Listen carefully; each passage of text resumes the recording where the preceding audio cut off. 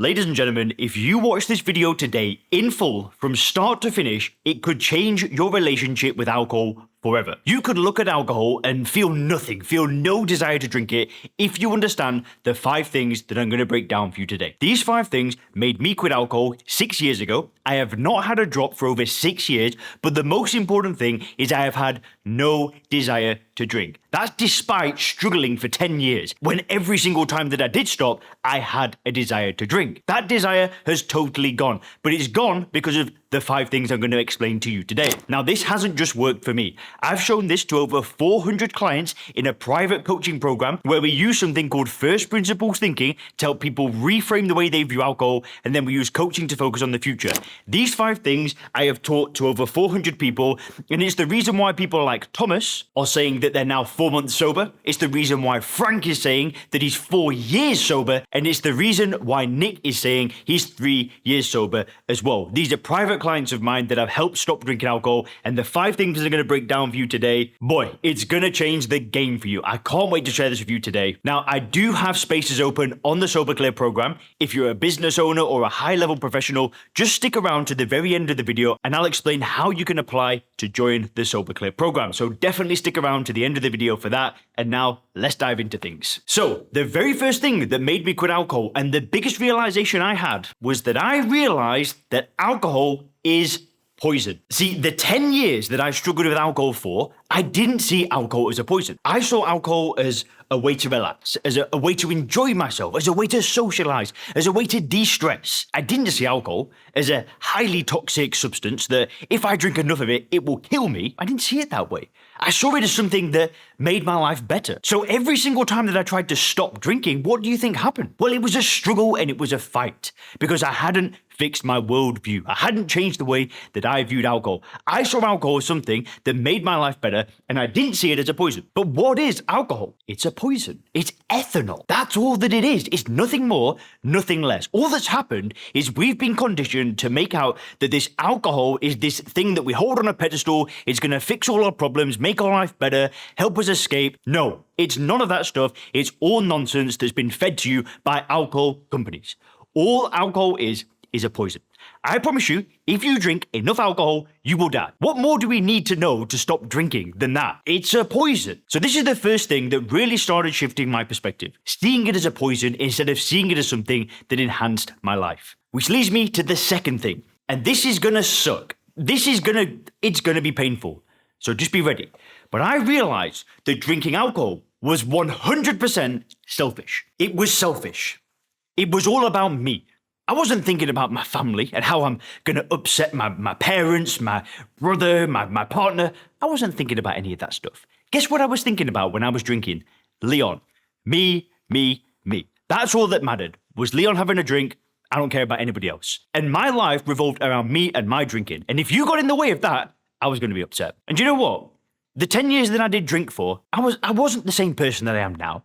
I wasn't thinking about how I can impact other people and make YouTube videos and share a message that impacts other people's lives in a positive way. No, of course I wasn't thinking about that. I was thinking, how can I drink? How can I escape my problems through the bottle? You know what? That is the saddest thing ever. I know that people like you who are watching these videos, you've got something within you that's great.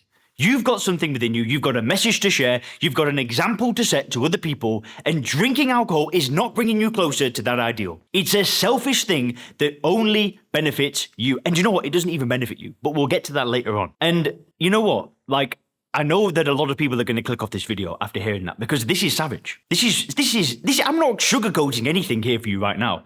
I'm giving it you 100% real and raw. Drinking alcohol is selfish. And by choosing to drink alcohol, you're putting yourself before other people. Now, I once said that to a client of mine who is the CEO of one of the largest companies in the Middle East. He had over 9,000 people he was responsible for. And he said that when I told him that on a phone call, it was like, oh my days, nobody's ever had the courage to say that to me. But it stung him so much that he hasn't drank since. That guy's not drank for multiple years now because he started realizing this is selfish. This is ridiculous. I'm doing something that it's not helping anybody. Anyway, let's continue. I don't want to be too harsh. Let's get into the third thing. I realized that alcohol was the one thing holding me back. And that's not going to come as a surprise to most of you. right? We know that alcohol slows us down. It makes us lethargic. It makes us cloudy in the mind. It slows us down at making important decisions. It really does nothing for us. And what it does is it holds us back. Now, this morning, I was driving to the beach. I went running on the beach. I went and did 9 kilometers, which is, I don't know, maybe 5 miles of running this morning.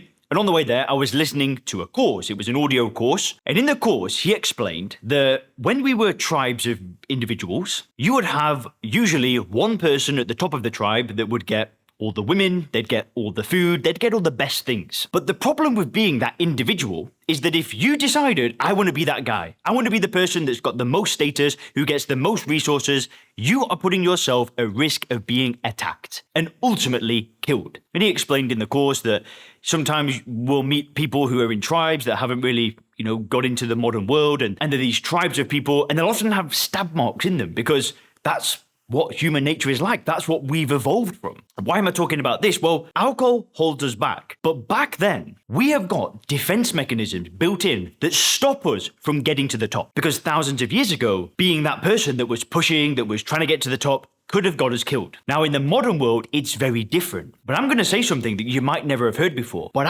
drinking alcohol holds you back, but that's actually a survival mechanism that's built into us. So when people are saying that you drink alcohol because you're an alcoholic, because you've got some addictive personality, you've got some genetic disorder, no, none of that stuff's true. You're drinking because it's holding you back, which is a defense and survival mechanism that's been there for thousands of years. We don't live in tribal warfare anymore, where the alpha male of a tribe is going to get stabbed to death because he's doing better in life. We don't live in that world anymore. Yet millions of people still drink alcohol as escapism. And this will all lead into the next point in a second. But I had to realize that alcohol was the one thing in my life that was holding me back. And guess who was doing that?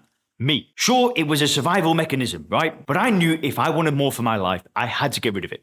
It had to go. But there was something stopping me, which leads me to the fourth point. I knew that I was afraid of quitting alcohol. That's what held me back for 10 years. It was fear. It was fear of how am I going to deal with life without alcohol? How am I going to deal with my problems? How am I going to be able to socialize, relax after a hard day of work? How am I going to live my life without this friend of mine, this alcohol? And that fear kept me stuck. And I wasn't just afraid of this. Do you know what else I was afraid of? If I'm 100% transparent with you, I was afraid of succeeding.